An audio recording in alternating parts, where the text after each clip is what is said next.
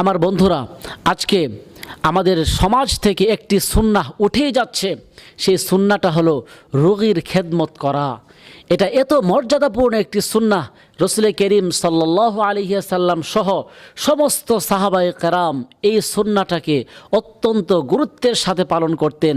কিন্তু আজকে আমাদের অবস্থা এতই নিচে নেমে গিয়েছে যে একই বাসাতে বসবাস করছি, আমি 5 তলায় থাকি, 4 তলার পরিবার অসুস্থ, আমি একটু খোঁজ খবরও নিতে যাচ্ছি না। আমি যেই বাসায় থাকি সেই বাসার পাশের বাসার মানুষ মৃত্যুবরণ করেছে, এই সংবাদটা পর্যন্ত আমি একটু রাখছি না। বোঝা যাচ্ছে যে মানুষ আজকে কতই না অধঃপতনের দিকে যাচ্ছে। অথচ এই সুন্নাহর এত ফজিলত রয়েছে। রসুল করিম সাল্লাল্লাহু আলাইহি ওয়াসাল্লাম জানিয়ে দিয়েছেন, যদি এটা মানুষ জানতো তাহলে হামাগুড়ি দিয়ে হলেও মানুষ এই আমলগুলো তারা নিয়মিতই করার চেষ্টা করত। আসুন আজকে আমরা জানি রোগী দেখলে কি মর্যাদা আল্লাহ তাআলা দিবেন। আদাবুল মুফরাদের 522 নম্বর হাদিসের মধ্যে এসেছে, হযরতে জাবের ইবনে আব্দুল্লাহ থেকে বর্ণিত, তিনি বলেন, বিশ্বনবী বলেছেন, যদি কোনো ব্যক্তি রোগী দেখার উদ্দেশ্যে বাড়ি থেকে বের হয়ে যায়, ওই ব্যক্তি আল্লাহর রহমতের মধ্যে ডুবে থাকে। জোরে বলেন সুবহানাল্লাহ। আমার বন্ধুরা, যখন কোনো ব্যক্তি রোগীর সেবা করার জন্য বের হবে, ওই ব্যক্তির ডানে রহমত, বামে রহমত, উপরে রহমত, নিচে রহমত, এমন রহমতের মধ্যে ওই ব্যক্তি হাবুডুবু খেতে থাকবে। জুড়ে বলেন সুবহানাল্লাহ। শুধু তাই নয়, অন্য একটি বর্ণনায় এসেছে, হযরতে সাওবান রাদিয়াল্লাহু তাআলা আনহু থেকে বর্ণিত, মুসলিম শরীফের বর্ণনায় 2568 নম্বর হাদিসের মধ্যে এসেছে, কোনো ব্যক্তি যদি রোগী দেখার জন্য বাসা থেকে বের হয়ে গিয়ে রোগীকে যতক্ষণ পর্যন্ত সে দেখলো, বাসাতে ফিরে আসার আগ পর্যন্ত আল্লাহর নবী জানিয়ে দিয়েছেন ওই ব্যক্তি জান্নাতের ফল বাগানের মধ্যে অবস্থান করলো। সুবহানাল্লাহ। অর্থাৎ এই হাদিস দ্বারা বোঝা গেল, যতক্ষণ পর্যন্ত সেই ব্যক্তি রোগী দেখার কাজে নিয়োজিত ছিল, ততক্ষণ পর্যন্ত সেই ব্যক্তি আল্লাহর জান্নাতে অবস্থান করেছে। সুবহানাল্লাহ।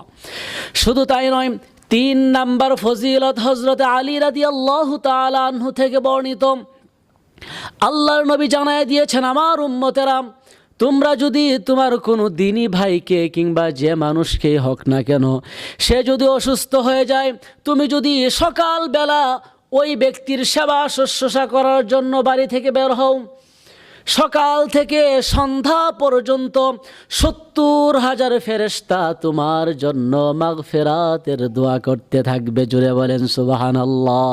কোনো ব্যক্তি যদি সন্ধ্যা বেলায় কোনো রোগীর সেবা শুশ্রূষা করার জন্য বাসা থেকে বের হয়, আল্লাহর নবী জানায় দিয়েছেন, সারা রাত্রি 70,000 ফেরেশতার একটা টিম ওই ব্যক্তির জন্য রহমতের দোয়া করতে থাকবে। জোরে বলেন সুবহানাল্লাহ। শুধু তাই নয়, 4 নম্বর ফজিলত হলো, আল্লাহর নবী জানায় দিয়েছেন, হাদিসে কুদসির মধ্যে এসেছে, আল্লাহর নবী বলেছেন, কিয়ামতের ময়দানে আল্লাহ তাআলা বান্দাকে বলবে, আমি তো অসুস্থ ছিলাম, তুমি আমার সেবা শুশ্রূষা করলে না। বান্দা বলবে, আয় আল্লাহ তাআলা, আপনি তো রব্বুল আলামিন, আপনি আবার অসুস্থ হন কিভাবে? আল্লাহ তাআলা জবাবে বলবেন, আমার অমুক ব্যক্তি অসুস্থ ছিল, আমার অমুক বান্দা অসুস্থ ছিল, তুমি যদি ওই ব্যক্তির সেবা করতে, তুমি যদি ওই ব্যক্তির খোঁজ খবর নিতে, স্বয়ং আমি রব্বুল আলামিনের খেদমত করার মর্যাদা তোমার হয়ে যেত। সুবহানাল্লাহ।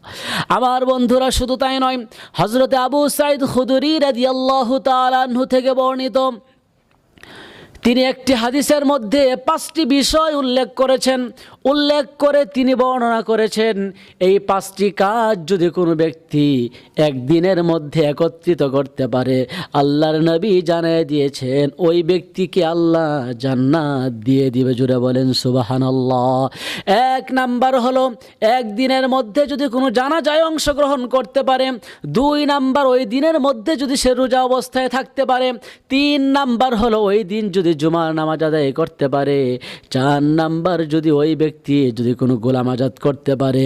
5 নাম্বার হলো কোনো ব্যক্তি অসুস্থ হয়ে যাওয়ার পর ওই ব্যক্তির যদি সেবা শুশ্রূষা করে, এই 5টি কাজ যদি কোনো ব্যক্তি করতে পারে, আল্লাহর নবী জানায় দিয়েছেন ওই ব্যক্তিকে আল্লাহ জান্নাত দিয়ে দিবে। জুড়ে বলেন সুবহানাল্লাহ।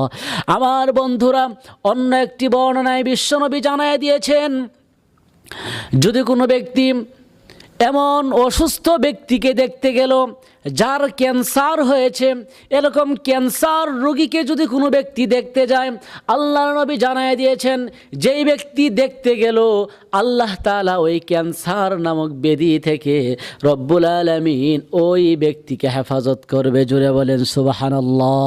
আমার বন্ধুরা, এত ফজিলত থাকার পরেও আমরা যদি রোগীর সেবা শুশ্রূষা করা থেকে যদি বেঁচে থাকি, তাহলে আমার মতো হতভাগা আসমানের নিচে জমিনের উপর আর কেউ হতে পারে না। জোরে বলেন ঠিক কিনা?